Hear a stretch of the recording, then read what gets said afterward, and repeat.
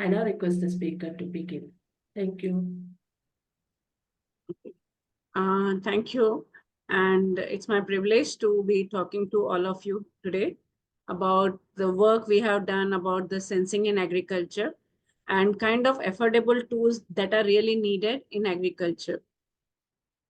So I have done my master's and PhD from IIT Bombay.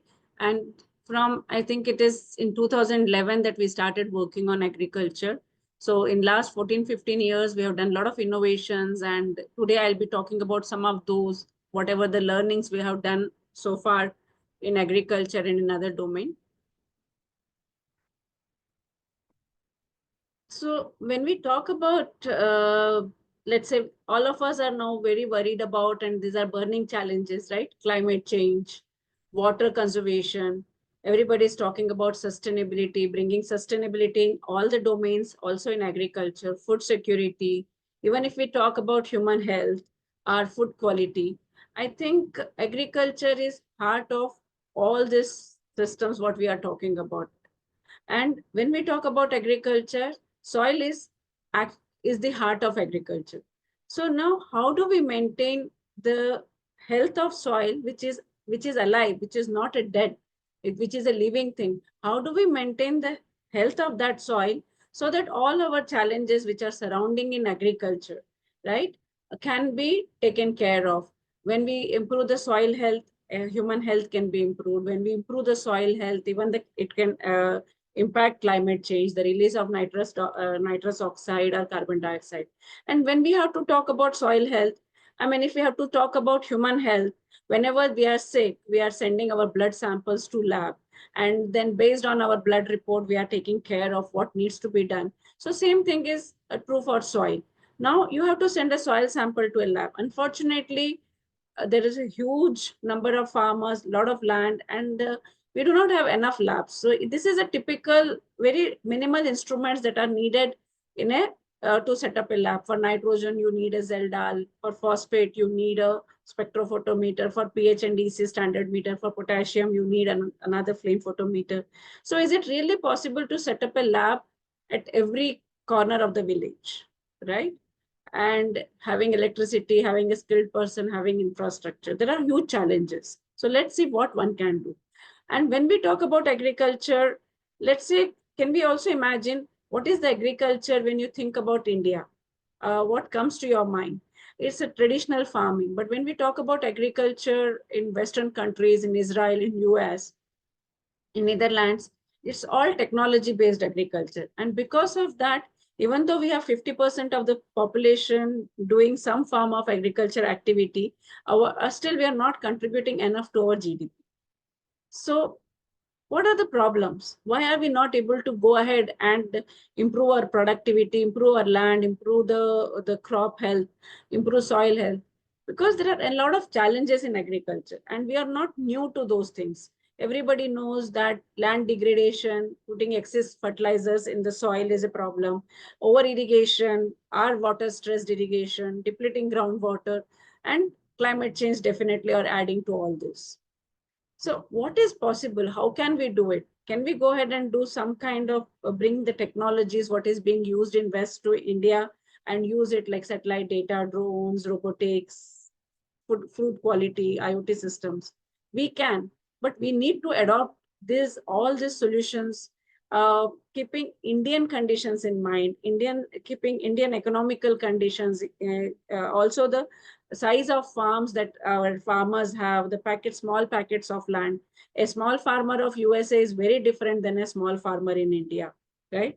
A small farmer here might have a very small packet of land, and maybe he has a couple of small packets here and there distributed. So you cannot really have a very huge farms where you can deploy technologies, you can deploy technology driven tractors.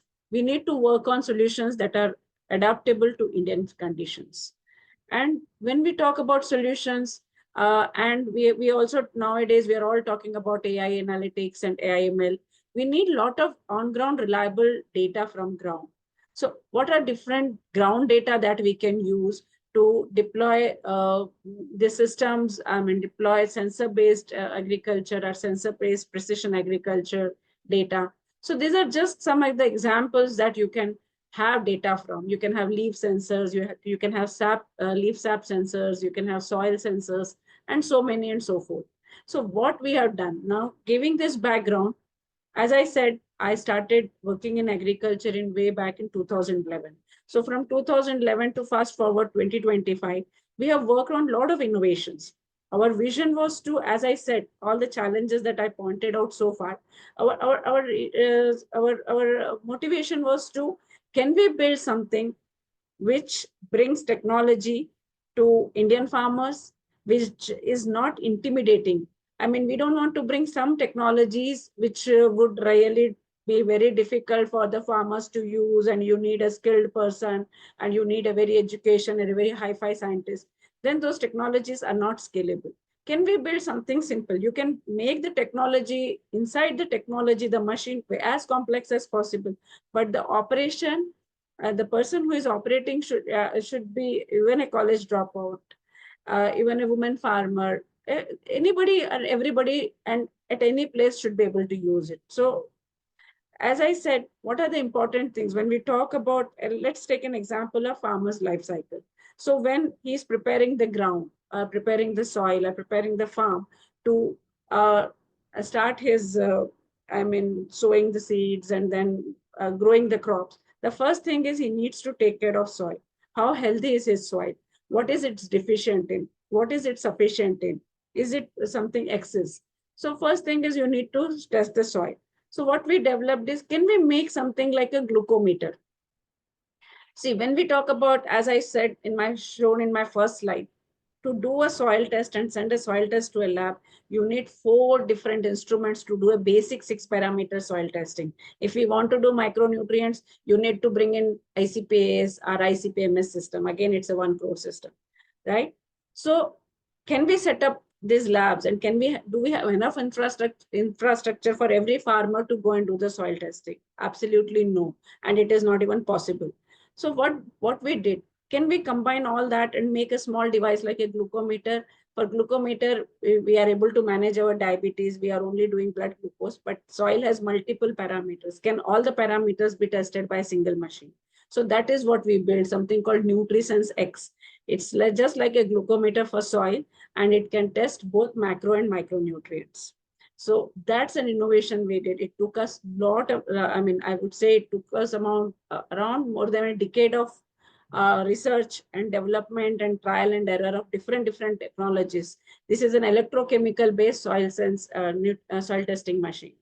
Then when we talk about, okay, once the soil is tested and we know what is needed, how much fertilizer to be put, whether it is organic or inorganic, whatever kind of farming we are doing. The next is about how much water a farmer needs to put regularly for that crop. So for that, we, as a human, we know, okay, whenever we are thirsty, we are drinking water, right? There is a certain amount of water that we are supposed to drink. But how will soils tell you how much water it needs and at what stages? That is why we need sensor-based irrigation. So we made something called Terra Station. It's an IoT-based system. Again, you deploy it, and it will keep sending you the data on cloud. But also, I'll talk about it later in my lecture, that why there is an issue with the IoT system, which is a standalone in a located at one place. So that is why we developed something, that same Terra Station. In a Terra Station, we call it TerraPort. It's a portable now system. Now a farmer can carry it to multiple small packets of land, collect the data, and then take irrigation advice. So this is what. We also realize that if the irrigation water is not good, if it is high TDS, then if it has high salinity, then also it will affect the growth of crop. So you also need to, so what we try to build is, can we build a complete ecosystem around agriculture, including both hardware, analytics, and software? That is what as a Soil Sense we did. So as I already spoke about the challenges, right?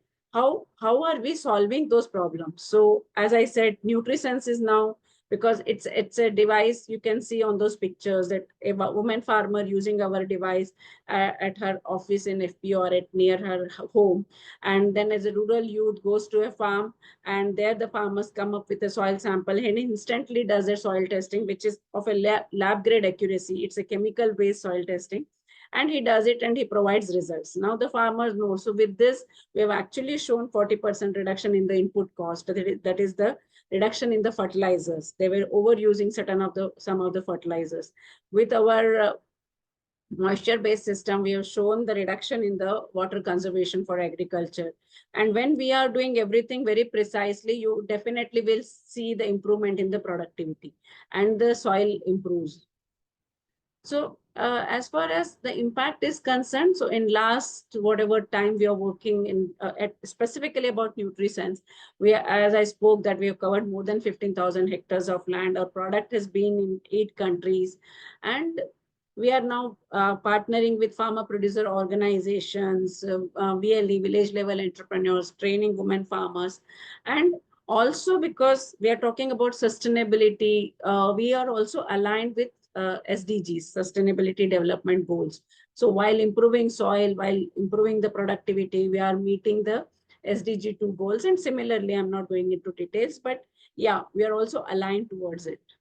And because of our work, we also got mentioned in an UNDP report. Now I'll go into very basics. Now I just gave an overview of what SoilSense is doing, and now I'll talk a little bit about further details. So what is soil? We are talking about soil health and all. Basically, soil is, if we talk about our earth, it's an uppermost layer of that. Soil is a mixture of minerals, organic matter, air and water, and they have to be balanced. You cannot have too much of water. Also, you cannot have just a soil depleted of water, depleted of organic matter, because what we talk about soil organic carbon, organic matter is as important as other properties of the soil. And what does this soil actually? Soil is nothing but a medium, right? When you're growing a plant, it is actually giving an anchor to your crops. So it's basically a medium for water storage, so that when the soil is storing, many of the soils have this property called water retention, right? Water retention capacity of a soil. Different soils are different. So these are actually storing water for the roots to then take this water for its growth, right? And it supports biological activity. So what is an healthy soil? As I said, soil has 3 different properties. One is physical properties, which is like what is the density of the soil, what is the compaction of the soil, what is soil texture. Then we have the chemical properties, what is pH, what is electrical conductivity, what are the macro and micronutrients, right? Are there any heavy metals in the soil? So these are the chemical properties. Then there are something called biological properties. So then that biological properties actually help. Having a different biodiversity helps soil, right? There are a lot of plentiful, lot of plenty beneficial organisms present in the soil.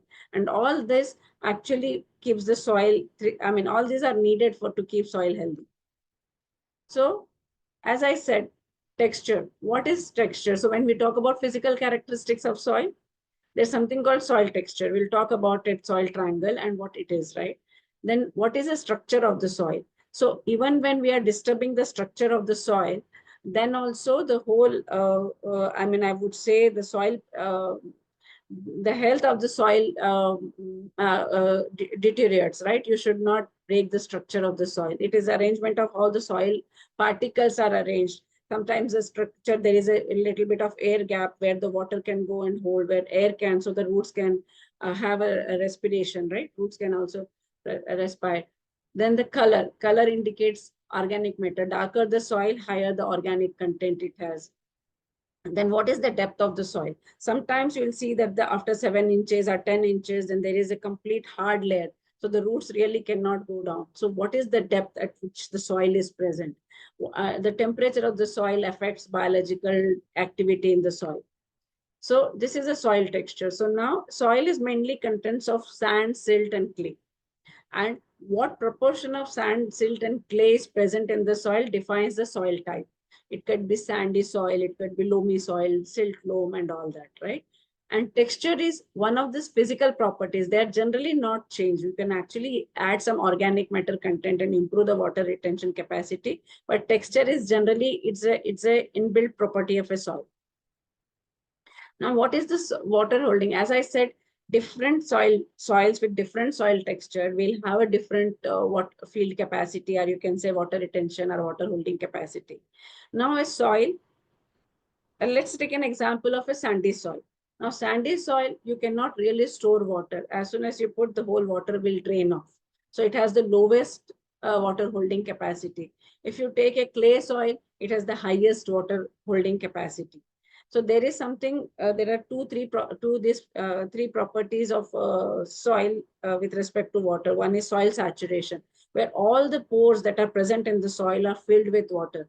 And now the soil cannot hold any more water, and whatever you put will just get drained off or run off.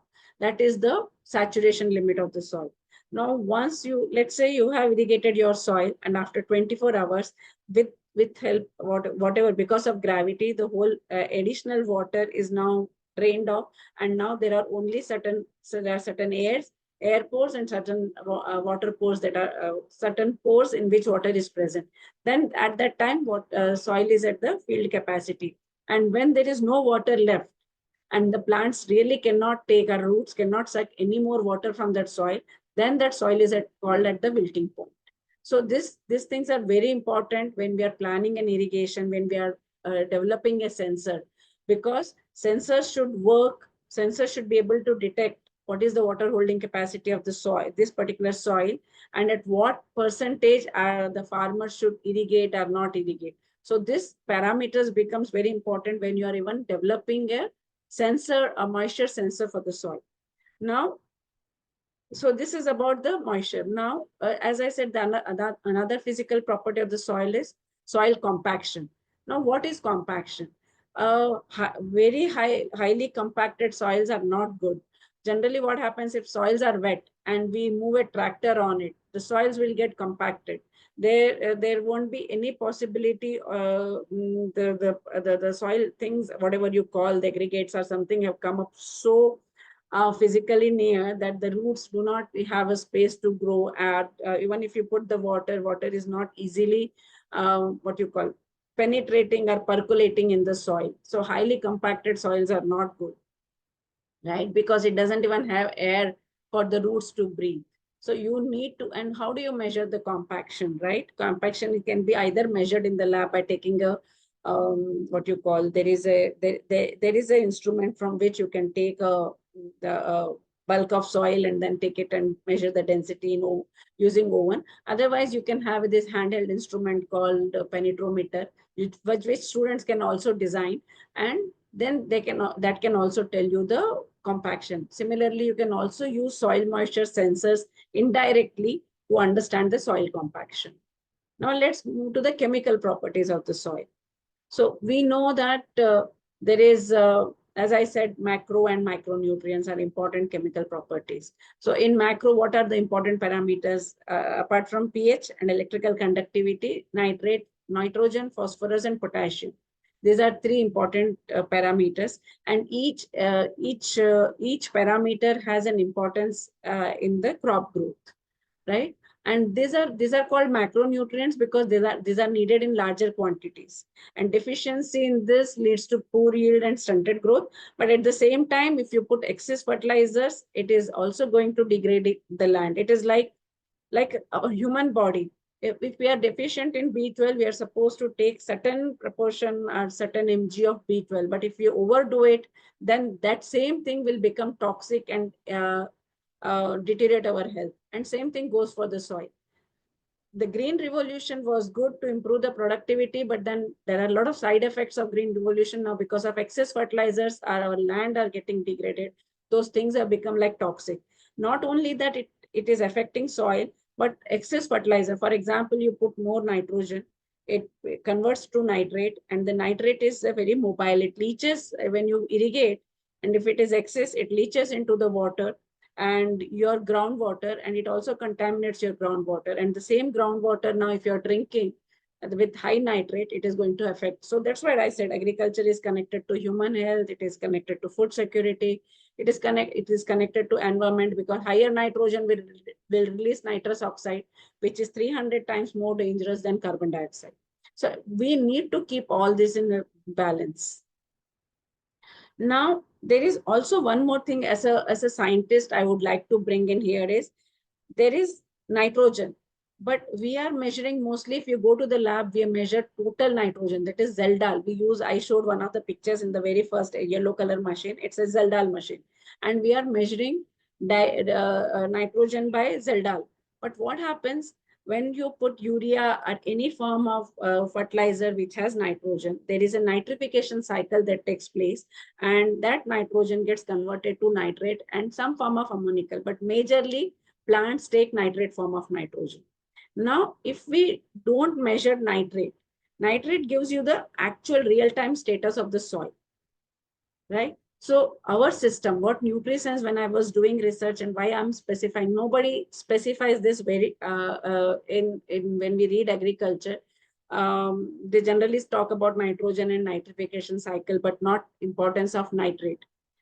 And none of our labs actually measure nitrate until unless you specifically tell them that measure nitrogen with Zeldal. But nitrate is the one which gives you the real status of the soil. And our machine actually measures nitrate. And also there is one more important, sorry, yeah. So also when we measure this nitrogen using Zeldal, right? There is nitrogen available, which will slowly release, but it doesn't give you the current status. So nitrate, again, I would like to conclude because this is very important point, which is generally missed by everybody, that nitrate analysis offers a more accurate assessment of plant available nitrogen. And if we are doing any fertilizer recommendation or fertigation systems, we should very regularly measure nitrate. And since we have built a system which can actually measure nitrate in few minutes, I think I would like researchers to use that technology and measure nitrates at a very regular intervals, which is not possible with the lab measurement because labs take a nitrate. Okay, one more point here I'll also bring here. Sorry, I think I'll maybe after this slide is when do you test the soil, how long you need to store. So now I'm talking about micronutrients.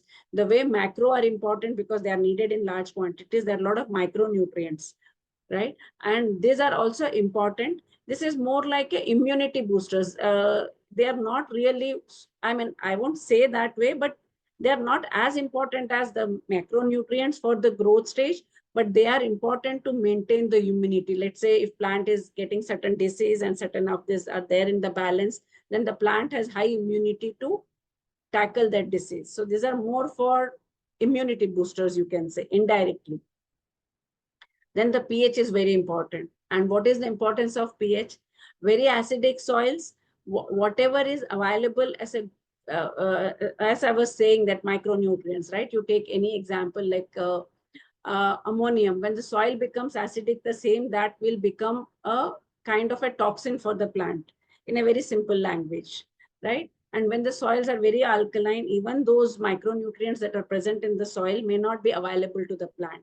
So maintaining soil at a certain pH level is very important. Having said that, there are certain crops which thrive in little acidic soil, like blueberries, strawberries, right? These are the plants that need citrus fruits, that and tea that thrives better in slightly acidic soils. Similarly, there is something called electrical conductivity. What is electrical conductivity in the real? And how conducting your soil is. And what is conducting in electrical terms, as an electrical engineer, I can say how much of ionic concentrations are present and how much low resistance it is there for the ions to move. So because all the fertilizers that we are talking about, of course, when you see an open soil report, it says P2O5, K2O, but basically in soil, everything is present in ionic form. It is either in cations or anions. So because there's a lot of ions present in the soil, there is a electrical conductivity associated with the soil. So it's indirect assessment of how much fertilizer or how much of ions are present in the soil. As I was saying, biological properties. These are different biological, I mean, there are a lot of things you can see on the screen are present in the soil, which help soil to like keep whole biodiversity and balance, right?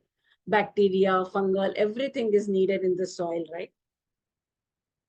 So then one more thing, because we generally take, what is the current methodology of soil testing? Let's say if there are no instruments available which can be taken to the farm and you can instantly, you take a soil, there is a standard protocol. You send the sample to a lab, and within a sweet 15 days, they will do the testing. But if the soils are not stored properly, even if they're stored properly in a dark room or something, actually the soil keeps changing. Soil is a living thing. So it's not that whatever sample you collected today will remain same after 15 days. And if you would have tested it today, and if you test it after 15 days, you will get a similar result. And that's why it is better to test the samples as early as possible, which will give you the real status. So that's why devices like NutriSense, which can give you on-site chemical-based soil testing. What is most important is chemical-based soil testing, because you cannot do a soil testing with a dry soil sample with certain other parameters. You need to extract these ions from the soil using all these chemical reagents and then do the testing. So why I'm emphasizing on chemistry and wet chemistry? Because these are golden standard. In any lab, you send the sample for, let's say, take an example of phosphate. If your soil is alkaline, they will do an Olsen method of soil testing. If it is acidic, they'll do Bray method. These are nothing but a different form of chemical extractants that you put it in the soil to remove the phosphorus ions from the soil, and then test it using spectrophotometer. So that's it. That is why that is the golden standard, and one should follow similar protocols. Okay, and because plants also take in a nutrients in a solubilized forms. So that's why we need to extract those. I have also, when I was working on all different soil testing technologies, initially I started with chemical based.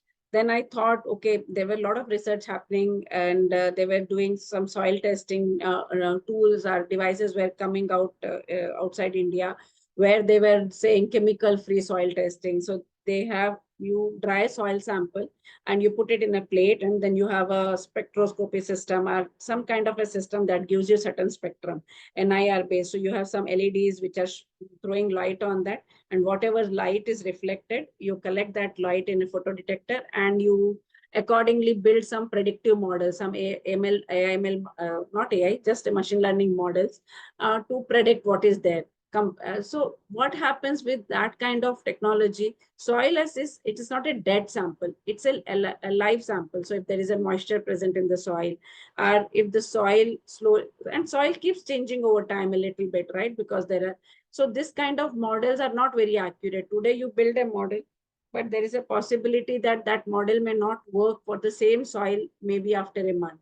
So I always believe in wet chemistry based soil testing.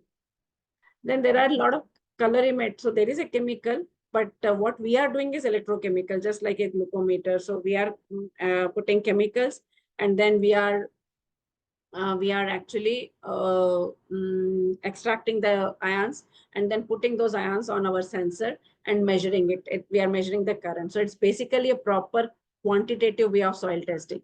But there are some colorimetry. Okay, you put some chemicals, soil in certain chemicals, some color will be generated, and you compare the color. But again, this is not a very accurate method. It can be very qualitative kind of, but you really cannot use this for fertilizer recommendations. So as I said, lot of things I spoke now so far, and I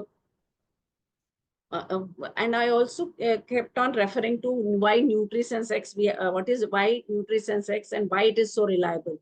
So what I want to again emphasize that we have made chemical extractant solutions. We are doing the wet chemistry method for this NutriSense, and instead of having all those 4, 5, 6 different equipments which needs electricity, which needs infrastructure, which needs a skilled person, and multiple machines and huge investment, we have compressed that into a device which is less than 100 grams, and gives a similar lab grade accuracy. It's very, very simple to use. So this is how our machine works. It's a small, less than 100 gram device, which is no electricity, no inside battery, no charging needed. You just connect to any Android phone, and you make an extractant, you put a drop of it, and then within few seconds you have the results. Once you have all the results, you have tested it, you can save and download your soil health card. The soil health card will not only just tell you what nutrients are present, but also what for that particular crop and soil and for that geography, what are the ideal now recommendations or how much fertilizer you need to put and at what time. Right, so this is how the testing happens. We just like, because I'm giving a lot of analogy of soil with human health, just the way we collect our, like our pathologists, they come and collect our blood samples in vials, we also give those plastic vials in which you put a scoop of sample, you put chemical reagents, you shake it, and you after some time, when there is a soil settles down and there's a solution at the top, you put a drop of soil solution onto this sensor, which is very similar to like a glucometer strip.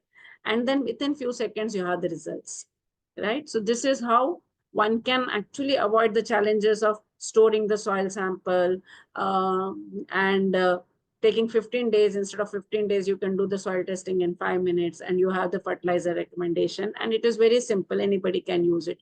And you don't need all those infrastructure and skilled person.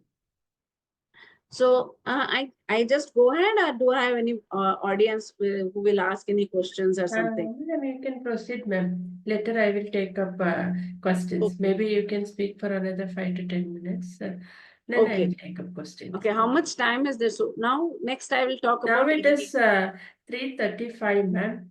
Maybe if Okay. you can finish it by 3:45, 15 minutes, I'll take up questions. Okay. So when we talk about irrigation, I talked about soil sowing, and then the next phase in farmers' crop growth is irrigation. So why over irrigation we have already talked about, right? When we do a precise irrigation, the leaching of nutrients doesn't happen, and the roots rotting of roots that happens because of over irrigation is also doesn't happen. So there's a less attack of disease and pests, right? So this irrigation is not only about the putting water, but also about how do you prevent all these fungal attacks and all. So I will not go into too much of details about this soil moisture sensing, but how do you know what is the precise amount? So you do the sensing of soil moisture. Now there are various different methods for soil moisture sensing. Gravimetric is there, tensiometer is there, FDR probe is there, TDR probe is there, and different. These are different technologies to measure the moisture in the soil, right? So this is the soil moisture sensor that also we developed. It is an FDR probe. Now, what is an advantage of an FDR probe, which is working at a very high frequency? What happens, as I said, soil is always soil is alive. It is not a dead. So things are changing. So when you put fertilizer in the soil, the salts in the soil, if your sensor is not a proper FDR probe, the effect of salts on the moisture is very significant. But with such a probe, that there is no drift in the moisture readings. There is so it's a very accurate and high grade probe that we developed. So advantages, I will say that the density or the effect of salt is on the sensor is not present. I will go a bit faster. So after developing that soil moisture sensor probe, which is being validated in different soils from across Himachal to Kerala, and it has been also cross-validated by PJTSAU, IARI, Indian Institute of Oilseed Research, a lot of other organizations, Coromandel. Then these IoT systems, we developed and we tested it and we compared it with the actual gravimetric method and a lot of things. And this is what has been deployed across various crops and various soils. So we deployed it in various crops and we shown that with how sensor-based irrigation can help reducing the disease. You can see that in the one of the farms here, you can see tomato where there was water retention and it was always high moisture that our sensor probe was giving. It showed all the diseases in that particular farm. And with this, we have shown reduction in water and improve in productivity in various different crops, right? As I said, this has been validated by a lot of people and this. Now, having said that IoT system, right, what I also realized, see, we are also learning on the ground. We are also learning.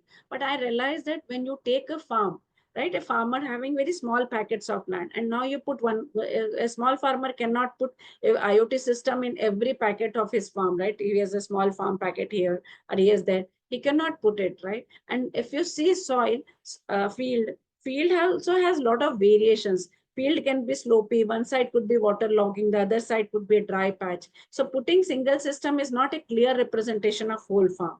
That is the problem slowly we realized when we started deploying IoT systems on the farm.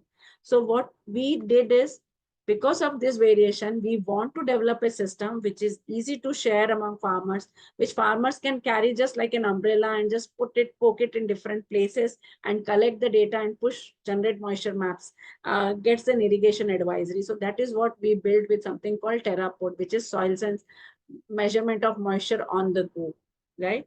Now it has the same soil moisture, temperature, ambient humidity, ambient temperature, all the parameters, but here a single IoT system would have given you single point data in one farm. Here with this, within a day, you can walk across 5-10 different farms and collect the data from different location and geotag. All these locations are geotagged. So now you are actually generating moisture maps, which you can see in this. So this is also one of the patented product that we have developed with a feedback from the field, with an understanding from the field.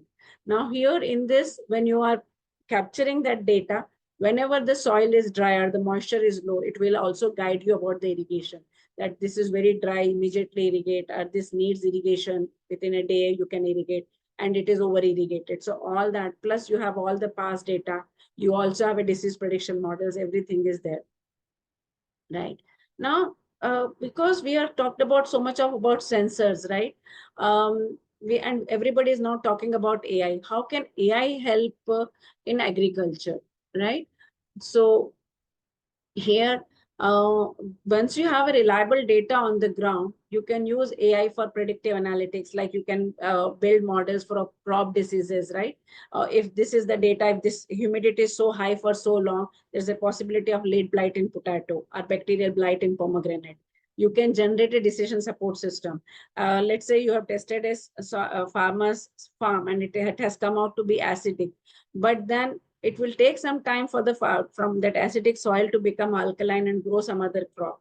But if the soil is mildly acidic, you can suggest a crop using AML models and that crop and the environment and the weather there, that whether which crop he can grow, so which can also thrive in acidic soil, right? Similar, that way you can empower farmers.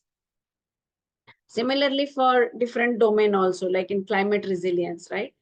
If there is a release of nitrous oxide in those with nitrogen fertilizer, how we can reduce that, and what we can do. So a lot of planning can be done with AI tools. How when we can also have carbon credits, right? So many things can be done with the AI, ML, and those kind of.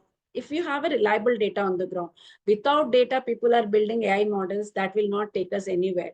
You need to have a right kind of data, that sensor based reliable data is needed. Because if there is a garbage in, if you are building AI model on a garbage data, then you are doing garbage out. Your results, everything you are advising farmer is all garbage. So have a reliable data, build models on a reliable data, then it helps, right? But having said that, there are challenges, right? How do you get data from a rural area where there is not enough proper internet, there is no proper awareness? Even when we are talking about soil testing, 90% of the farmers do not have awareness about soil testing. We need to have a public private partnership, we need to have change in policies. So there is a lot of challenges to go forward with all this, right? And there are, like, again, similar sensors, maybe for seaweed farming, for aquaculture, you need now dissolved oxygen sensors. You also need nitrate and phosphate sensor.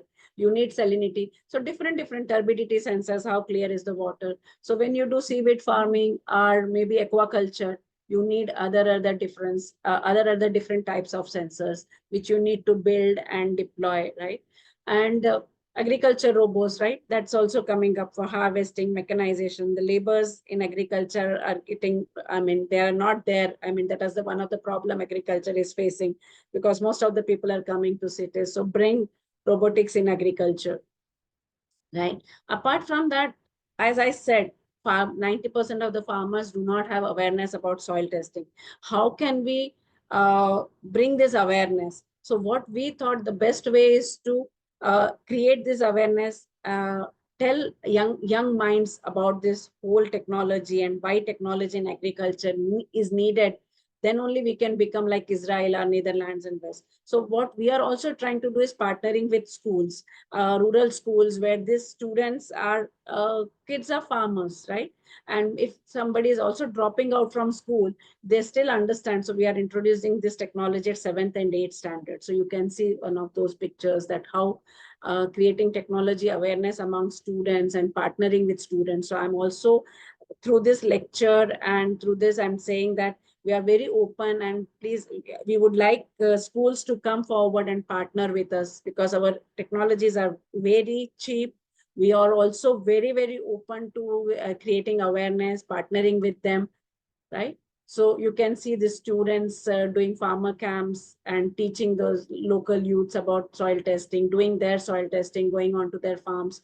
So they are very excited, right? They also learn agriculture on the go, and also they are doing something for the society. So that also gives them a very good feeling. This whole thing was covered by Better India, our work with the schools.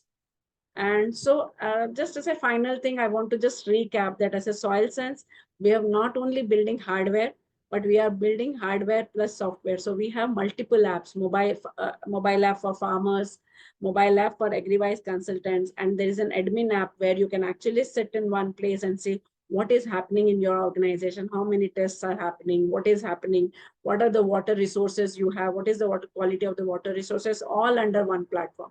So we are completely building a complete analytical system around it, right?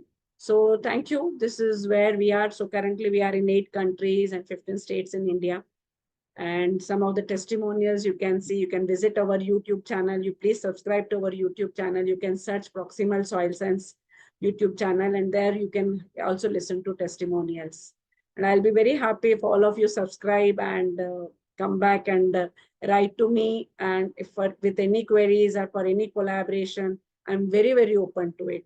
I have learned all the agriculture on the go. I mean, when I started in 2011, I had no clue about agriculture. The only thing I knew was a vision and a passion to do something for the something for the agriculture, to develop some indigenous technologies.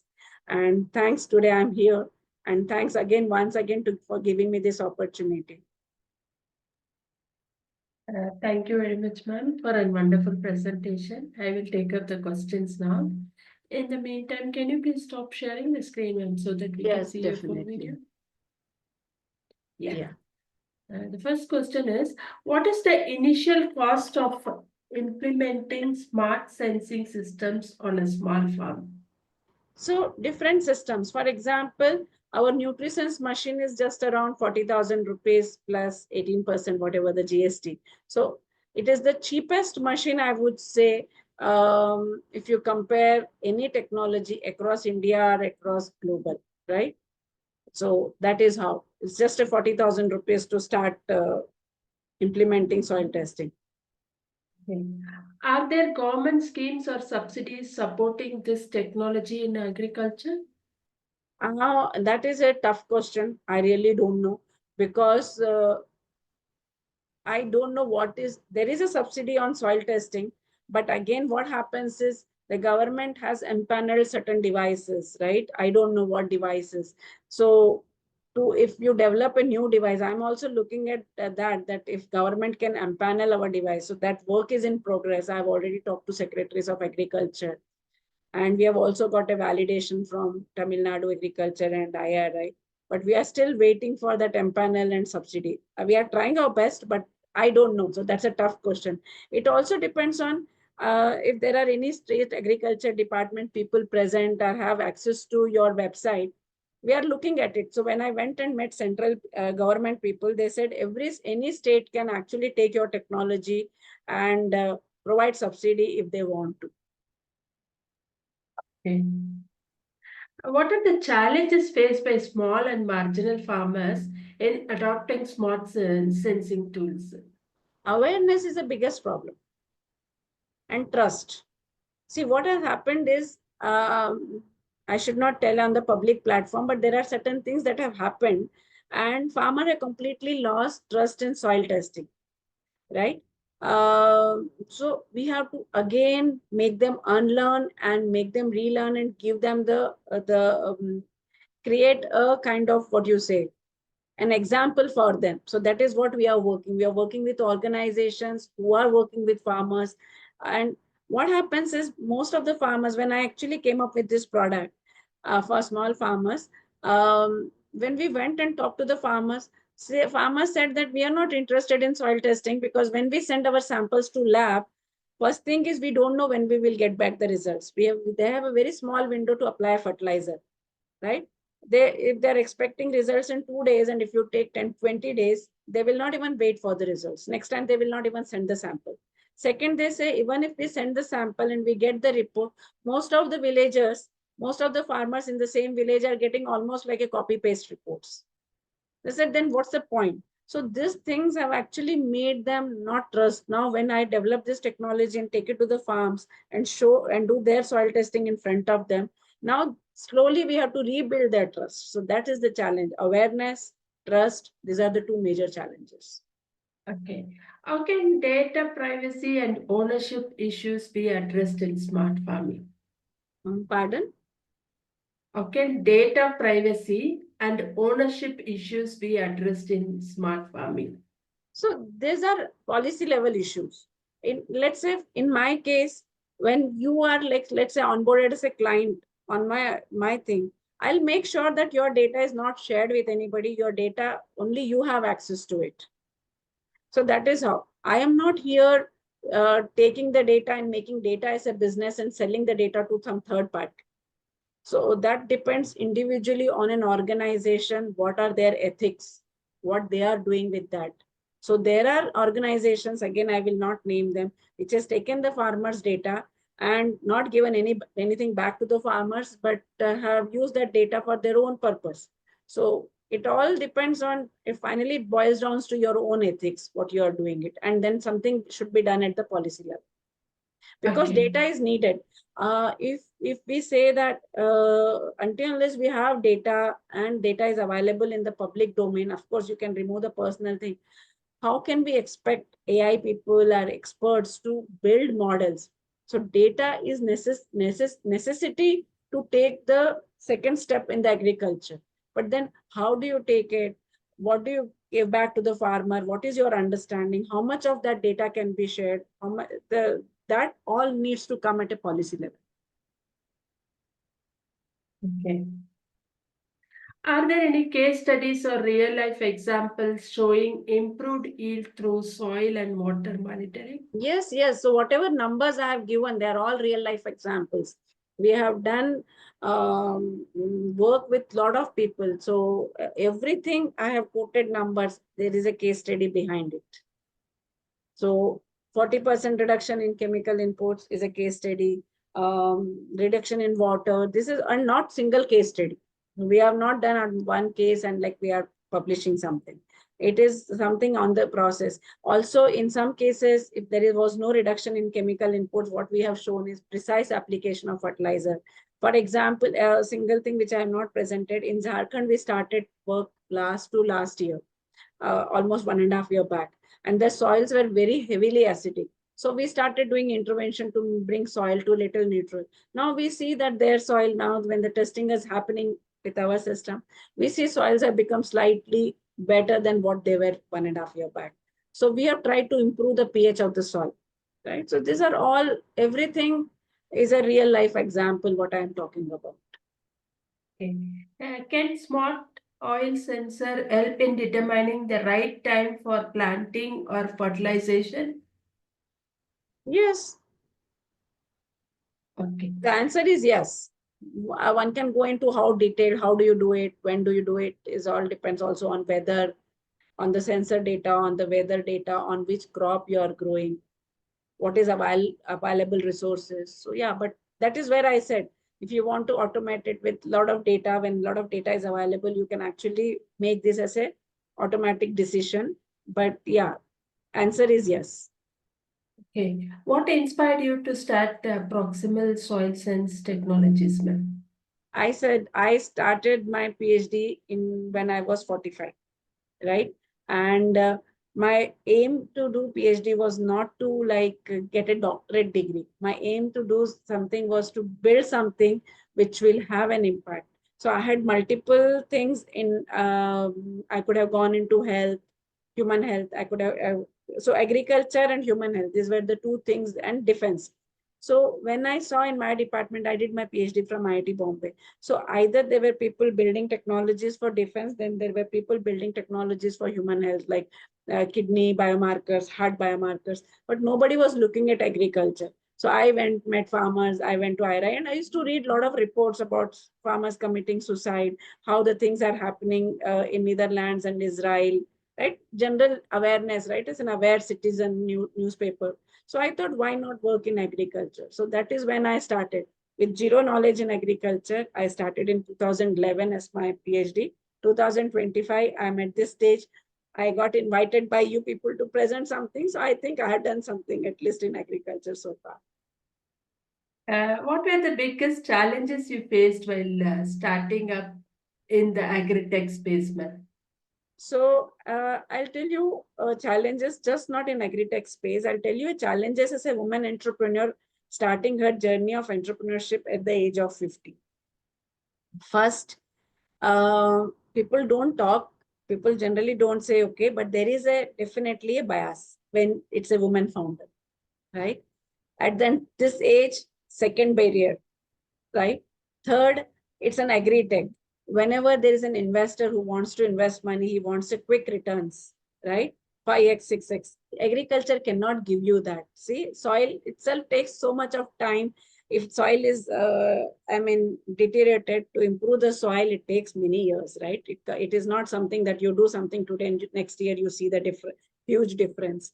So it needs a very patient capital kind of thing. So these are the challenges. So far, because my whole mission is to impact farmers, and I don't want to get into this whole VC related thing where I need to run for profits and do some hanky-panky thing to show my huge revenues and valuations. I'm kind of right now bootstrapped, supported by some government grants, whatever I've done so far. So now, having said that, I'm looking for right kind of people, right kind of partners to take this technology forward. So these are challenges. Funding is a bigger challenge. Market in agriculture, awareness to the farmers is not there. Government's policy, getting a subsidy for new products is a huge challenge. I have been trying from last 1.5 years to get my product empaneled so it can reach many farmers, but it has its own sweet time and I don't know how it works. So these are the challenges. Okay. How do you see the role of deep tech innovation in solving grassroots agricultural problems, ma'am? It cannot be done without deep tech. It has to be done. So this is what, but you need to be, see, I'll tell you, somebody who starts a deep tech company or maybe a PhD or a student trying to do something really inspiring in agriculture, he has to give 20 years of his life, at least minimum, to see some small fruits. So if you think that, okay, I have an idea, I'll do something, and then tomorrow I'll get funding, and third day I will be up. It will not work that way. So you need at least give 10 years of your time for a deep tech product to mature and come to a level where you can see some fruits. So that is what is needed. So if the answer to your question is yes, deep tech is the only way of bringing revolution in any domain you talk about, whether it is agriculture, whether it is weather, environment, mobility, anything you talk about, silicon, foundry, fabrication, chip design, yes, everywhere you talk about deep tech is needed, but you also need to give a little patience, because it from developing a product from ideation from TRL 0 to bringing it to TRL 9, where it becomes a commercialization product, it takes time. So give that time. Okay. How adaptable is your technology for different crops and soil types across India, ma'am? Okay, so we are already in 15 states. So say again, I'll tell you two things here. In my technology, because my technology is wet chemistry, because my soil testing is based on wet chemistry, It is not based on some predictive models. It is very easily scalable. So in last 2 years, our product has gone to 8 countries, different soils. So in Uzbekistan, it has gone where soils are very alkaline. It has come to it has gone to Thailand, it has gone to Indonesia, it has gone to African countries. Because it's a wet chemistry, all the labs, soil related labs or soil testing labs, FAO protocol is standard across the globe, and we are following that protocol. That's why our technology can go from any part of the world, right? Second question is that is about the protocol and we are testing. Second, it is so simple to use that we are able to train people online. Within an hour of training, they are able to do the soil testing. So that's why also it is very easily scalable. Now, with respect to crops, it is soil agnostic, it is crop agnostic. We as and when we have done avocado to like all the crops, we have already almost onboarded 75 crops so far. And we can onboard the crop as and when some new client comes and say, okay, we want so and so crop. So today we have onboarding some aloe vera also. We have not, no, we have got a new client who is working on aloe vera. So today we are onboarding aloe vera also. Okay. How do you handle after sales service and farmer training, especially in rural areas? Sorry, I didn't get your question, sir. How do you handle after sales service Okay. and farmer training, especially in rural areas? So currently what model we are working is, we are working with the farmer producer organizations, our farmer producer companies, our foundations. So TOT types, right? We are training few people from their company and we are doing it online, right? From that organization. And then these are the people who are becoming a trainer of trainers, right? They will go and train the other people. So this is how we do. And our training is mostly online, but we are again out because this is a new product. People might have questions. We are almost available 24/7 on phone, on WhatsApp. So on video calls. And whenever we feel that people are not able to understand some step in that, we make a small video, we put it on our YouTube channel and we share the link with them. They understand it and we talk to them. So that is one of our USP. We are very approachable. So people feel very comfortable talking to us and coming back to us. And this is our, and with respect to maintenance, our device is, as you saw, it's just a less than 100-gram device, right? Both the devices, both Terraport and this. So if there is any problem, we just tell them that, okay, just send us the device back, and we don't sit and repair that device and send somebody to repair that device. We said, just send it that device back, and within a day, we actually ship the other device to them. So that's why there is no downtime. Okay, thank you very much, ma'am. We have now completed the round of questions. On behalf of agricultureinformation.com, we like to thank Dr. Rajula Patkar for the talk and for answering the questions. This meeting will now be closed. Thank you so much. Thanks. You're most welcome, ma'am.